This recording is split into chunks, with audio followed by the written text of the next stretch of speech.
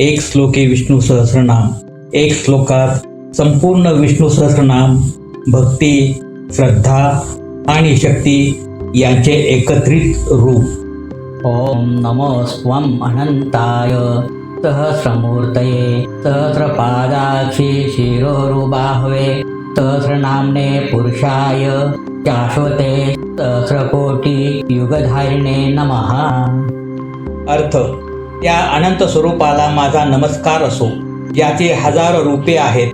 त्याला हजारो पाय, हजारो डोळे, हजारो डोकी, हजारो मांड्या आणि हजारो बाहू आहेत. ज्याची हजारो नावे आहेत. जो शाश्वत आहे आणि जो हजारो कोटी युगांना धारण करतो, त्याला माझा नमस्कार असो. या श्लोकाचे पठण अत्यंत फलदायी मानले जाते. भगवान विष्णूंचा महिमा वर्णन करणारा हा श्लोक सर्व प्रकारच्या संकटांपासून आणि वाईट शक्तीपासून संरक्षण प्रदान करतो. एक अदृश्य कवच निर्माण करतो. याच्या सातत्यपूर्ण उच्चारणाने आध्यात्मिक उन्नती होते, ज्यामुळे साधक परमोच्च आनंदाची अनुभूती घेऊ शकतो. संस्कृत शब्दांची विशिष्ट मांडणी शरीर आणि वातावरणात सकारात्मक स्पंदने निर्माण करते.